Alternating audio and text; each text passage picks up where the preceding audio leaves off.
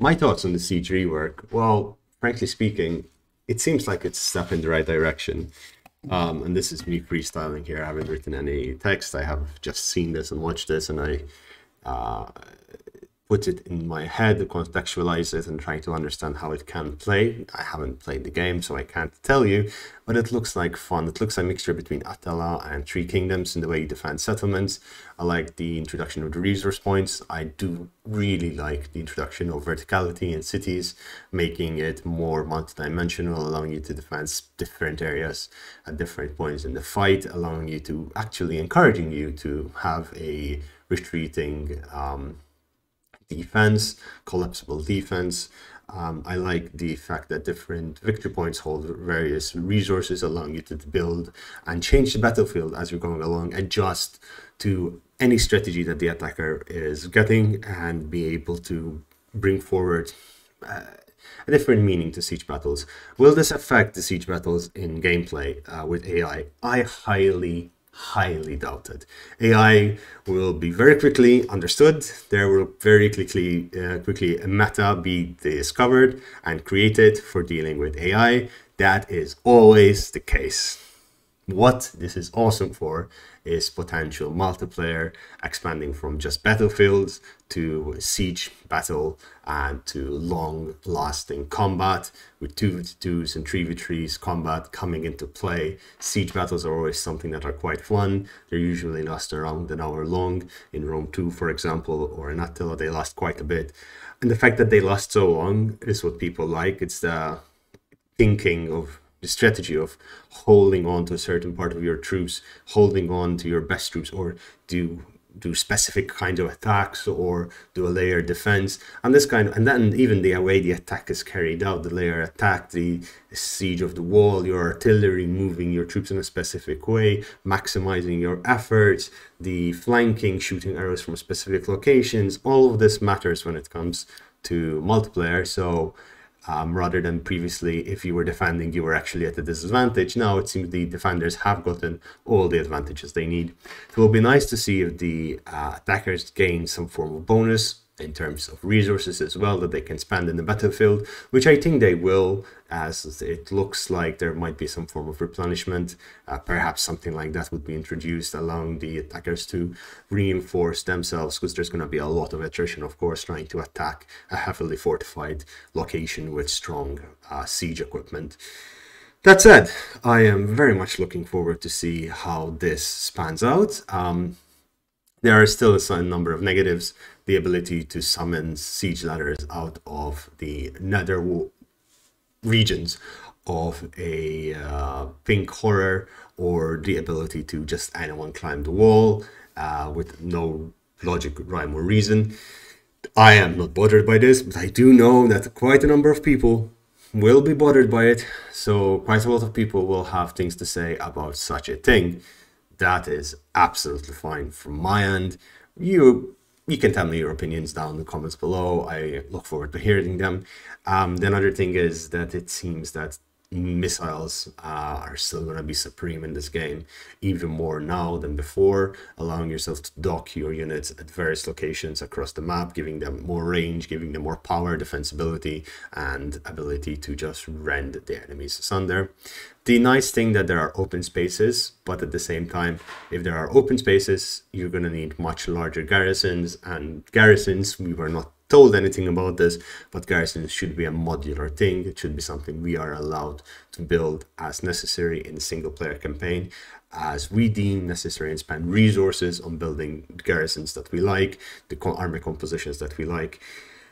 Why should we do this?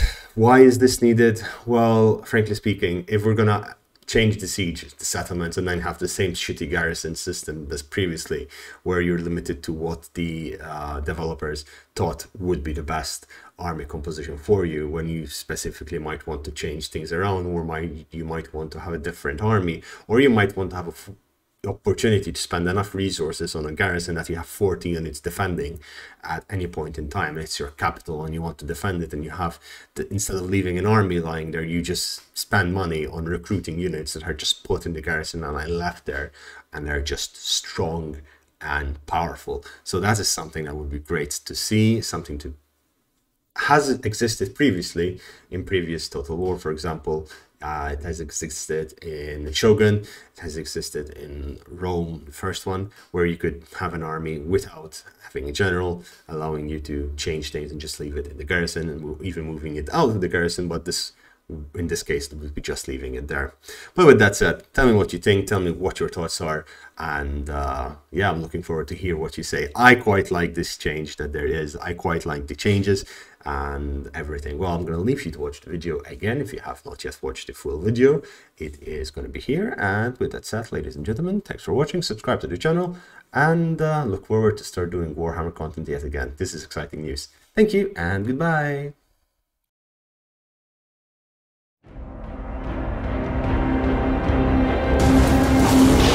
Sieging a settlement should not be an easy undertaking. Total War Warhammer 3 has reworked how sieges work. With new ways of attacking as well as defending, every inch taken will cost dearly. Settlement maps are now larger, and we've introduced more variety of maps than in previous games. With the fall of the Turtle Gate, Miao Ying moves her army from the Snake Gate to Wei Jin in an attempt to bolster the city's defenses and drive Siege out of Cathay.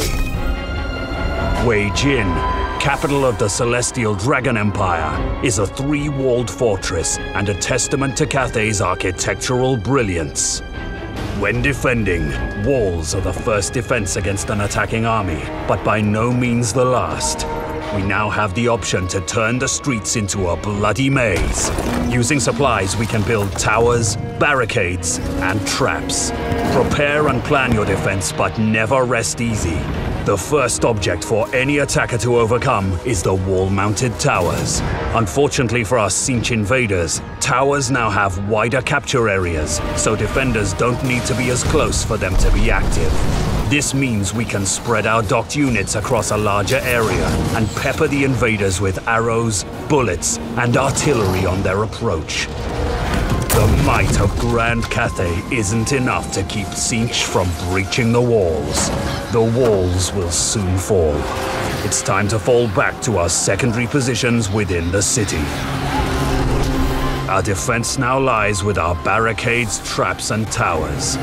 We'll need a new currency introduced in Warhammer 3, supplies. We'll start the defense with a base number of supplies and can gain more during combat by holding locations around the settlement. Minor supply, key building, and victory points. These key points have pre-designated build locations for construction. Once a barricade or tower is constructed, it can be dismantled for a refund of supplies and rebuilt elsewhere. But keep in mind, construction and dismantling is a lengthy process. Barricades and towers are destroyed if their health reaches 0, or if the supply, building, or victory point they're attached to is taken by the attackers. If this occurs, your supplies are not refunded. It's worth noting that whilst attackers can capture points, they cannot build barricades or towers. Rather than a messy brawl in the streets, Warhammer 3's sieges are about defenders controlling the flow of battle, using a settlement's architecture to plan and execute layered fallbacks and hardpoints, where they can chip away at an attacker's forces. To this end, settlements have become multi-leveled with bridges and upper tiers that cross over streets, giving ranged units more opportunities to shine. A good many of these bridges and overlooks are dockable like the primary walls, giving our soldiers all the buffs and benefits of any other docked unit. In sieges, both the attacker and defender's role are tactically more challenging and more rewarding. Settlements in Warhammer 3 have been designed with more open areas and strategic avenues to hide troops in. The avenues are the perfect ambush spot, making flanking and devastating charges a more viable tactical strategy. In overview, Warhammer 3's sieges offer a diverse array of fresh settlements to overcome and protect. They allow defenders to prepare for a new kind of battle occurring after the attackers have taken the primary walls. They add a new currency to manage and spend on fortifying defensive fallback positions with barricades, towers, and traps which are used to further repel invaders. They allow for a multi-layered experience where units can be docked to overlooks and walls within the settlement itself, and encourages real-time reorganizing of defenses to adapt to an ever-changing battle. All of these features, coupled with dynamic new settlement designs, make for challenging and satisfying sieges packed with highs, lows, and phenomenal visuals. Wei Jin has fallen, but the forces of Tzeentch will struggle to reach the celestial city above. The Dragon Emperor is safe for now. Even so, his daughter has barely managed to escape with her life. To Nangao she travels.